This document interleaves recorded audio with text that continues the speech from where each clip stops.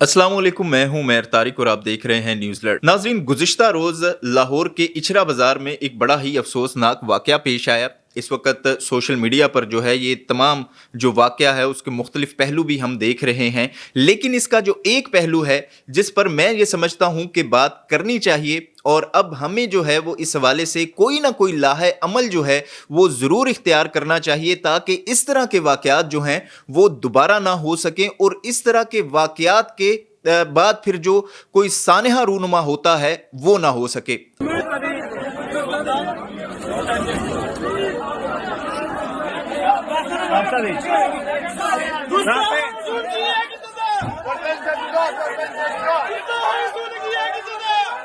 अब अगर कल के ही वाक़े की बात कर लें तो इस वाक़े के बाद सानेहा जो है वो होते होते रह गया, यानी कि उस खातून की जान बच गई और खातून ने जो लिबास पहना हुआ था उसके ऊपर जो लफ्ज़ दर्ज थे या उसके ऊपर जो तहरीर दर्ज थी वो अरबी रस्मुल ख़त में अल हलवा लिखा हुआ था, जो वहाँ पर लोगों ने गलतफहमी का शिकार होते हुए फिर बाद में खातून के साथ वो जो सलूक किया वो भी हमारे सामने है। और खातून ने एक रेस्टोरेंट में जाकर अपनी जो है वो ज़िंदगी बचाई और उस खातून के चेहरे के ऊपर जो खौफो हिरास है वो भी देखा जा सकता है। तो बात करने का मकसद ये है कि जब भी इस तरह का कोई भी वाकया हमारे सामने आता है तो लोग कानून को अपने हाथ में लेते हैं और वहां पर जितने भी मुश्तिल लोग होते हैं वो फिर जज्बात में आकर कोई ऐसा कदम उठा बैठते हैं जो कि किसी की ज़िंदगी के ख़ात्मे की सूरत में हमारे सामने आता है या किसी की जानी और माली नुकसान की सूरत में हमारे सामने आता है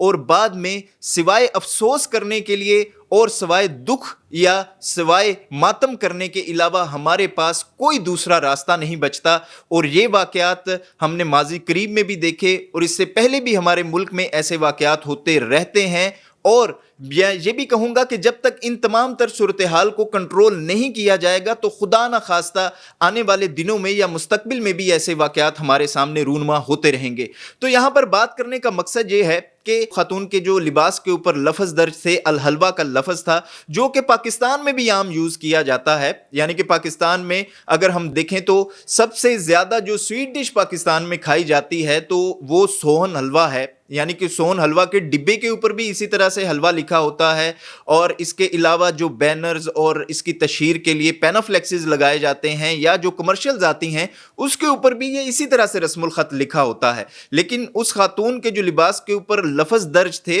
तो आपको ये भी बताता चलूं कि सऊदी अरब में और दुबई में ये लिबास जो है या ये फैशन जो है वो आम है और इसी तरह से लोग जो हैं वो सैकड़ों की तादाद में पहनते हैं और ना सिर्फ मुसलमान पहनते हैं बल्कि जो गैर मुस्लिम वहाँ पर या दूसरे यूरोपियन कंट्री से या अमेरिकन कंट्री से वहाँ पर सयाह आते हैं वो भी वहाँ की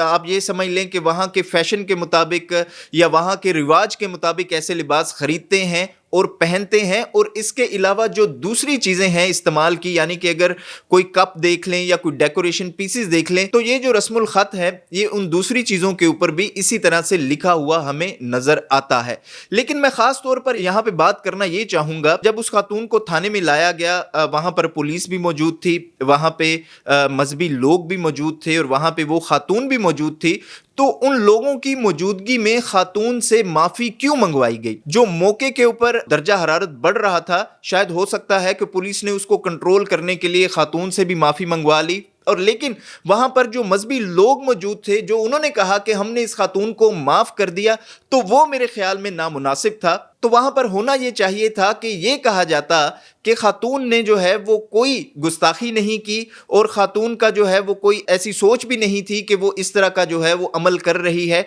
बल्कि ख़ातून ने ये कहा कि वो दुबई में थी तो वहाँ पे उसने ये देखा कि लोग इस तरह के जो है वो लिबास पहनते हैं तो वहीं से जो है वो ख़ातून के जहन में ख्याल आया और ख़ातून ने ऐसा लिबास बनवाया। लेकिन अब इससे भी अफसोसनाक बात यह है कि सोशल मीडिया के ऊपर अब इस तरह के र्यूमर्स भी चल रहे हैं और इस तरह की बातें भी चल रही हैं कि कौन सी कंपनी या वो कौन सी कंपनी है उसको तलाश किया जाए जो इस तरह के ड्रेसेस बना रही है या वो कौन सी टेक्सटाइल इंडस्ट्री है जो इस तरह के लिबास बना रही है। तो अब एक ये नई तरफ भी जो है वो बात जा सकती है, जिसकी वजह से मैंने कहा कि वहाँ पर जो मौजूद लोग थे या मजहबी जमातों के वहाँ पर लोग जमा थे, उनको ये कहना चाहिए था कि भाई ये कोई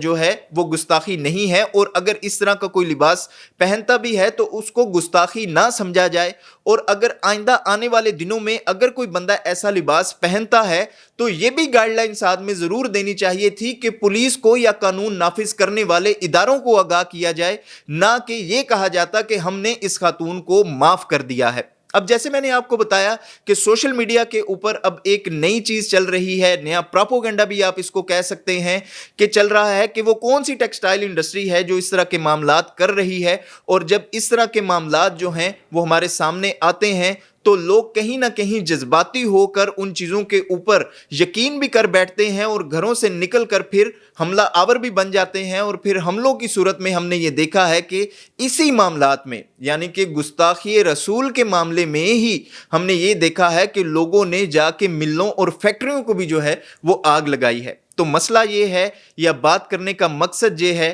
کہ ہمارے علماء دین کو، اور خاص طور پر میں یہاں پر حکومت کو بھی کہوں گا کہ جو نئی حکومت آ رہی ہے وہ خاص طور پر کوئی ایسا جو ہے وہ قانون ضرور بنائے کہ لوگ گستاخ رسول کے نام پہ یا لوگ گستاخ قرآن کے نام پر جو ہے وہ کسی کو اس طرح سے جو ہے وہ تشدد کا نشانہ نہ بنائیں، کسی کو موت کے گھاٹ نہ اتار دیا جائے، کیونکہ اگر اس طرح کے معاملات جو ہیں وہ ہمارے سامنے آتے رہیں گے تو پھر جب ایک طرف جو ہے وہ دوسرے ممالک ہیں یا عالمی برادری ہے، اس کے اوپر بھی جو ہے وہ ایک امپیکٹ جو ہے وہ نیگیٹو جاتا ہے، اور پھر اس طرح کے معاملات میں جب دوسرے جہاں پر ہمارے ملک کو جو ہے وہ ضرورت ہے، اور یہ کوئی جو ہے وہ بہت بڑی بات نہیں ہے، آپ دیکھ لیں کہ اس وقت پوری دنیا میں جو انڈسٹری ہے وہ بھی ایک گلوبل ولیج کی صورت اختیار کر چکی ہے کہ دوسرے ممالک کے جو انویسٹرز ہیں وہ آ کر جو ہے وہ دوسرے ممالک میں انویسٹ کرتے ہیں۔ اگر ہم سب سے زیادہ دیکھ لیں کہ سعودی عرب اور دبئی میں جو ہے وہ اس وقت انویسٹمنٹ کے حوالے سے کام کیا جا رہا ہے کہ کس طرح سے دوسرے ملکوں کے انویسٹرز کو اپنے ملک میں لایا جائے، اور اسی طرح سے جو ہے وہ پاکستان کو بھی ہم جانتے ہیں کہ اکنامکلی سخت ضرورت ہے کہ دوسرے ممالک کے انویسٹر آ کر پاکستان میں انویسٹ کریں تاکہ پاکستان کی اکانومی کو ٹھیک کیا جائے۔ لیکن جب ہم اس طرح کے معاملات دیکھتے ہیں تو کہیں نہ کہیں جو بیرونی دنیا ہے یا دیگر ممالک ہیں ان کے اوپر بھی جو ہے ان کے ذہنوں میں بھی یہ سوال ضرور اٹھتے ہیں کہ اگر ہم پاکستان جائیں گے تو کہیں ہمیں ان معاملات کا مرتکب قرار دیتے ہوئے ہمیں نشانہ نہ بنا لیا جائے۔ اور یہ واقعہ ہم نے سیالکوٹ میں دیکھا بھی، جہاں پر ایک سری لنکن انجینئر کو اس طرح کے معاملے میں جو ہے وہ مرتکب قرار دے کے یا گستاخ رسول مرتکب قرار دیتے ہوئے اس کو جو ہے وہ موت کے گھاٹ بھی اتار دیا گیا۔ تو یہاں پر قانون نافذ کرنے والے اداروں کو بھی سوچنا چاہیے، ہماری عوام کو بھی سوچنا چاہیے، اور خاص طور پر میں گزارش کروں گا مذہبی سیاسی جماعتوں کو کہ ان کو بھی اس چیز کے اوپر غور کرنا چاہیے کہ وہ اپنے لوگوں کو، اپنے نمائندوں کو، اپنے پیروکاروں کو یہ ضرور سمجھائیں کہ اگر کوئی اس طرح کا معاملہ سامنے آتا ہے تو قانون کو اپنے ہاتھ میں لینے کی بجائے قانون نافذ کرنے والے اداروں کو مطلع کیا جائے، عدالتوں کا سہارا لیا جائے، نہ کہ میدان خود ہی سجا کر وہاں پر فیصلہ کر لیا جائے۔ آج تک کے لیے اتنا ہی، اور پروگرام کے بارے میں اپنی جو رائے ہے اس کا اظہار ضرور کیجیے گا۔ مجھے اجازت دیجیے، اللہ حافظ۔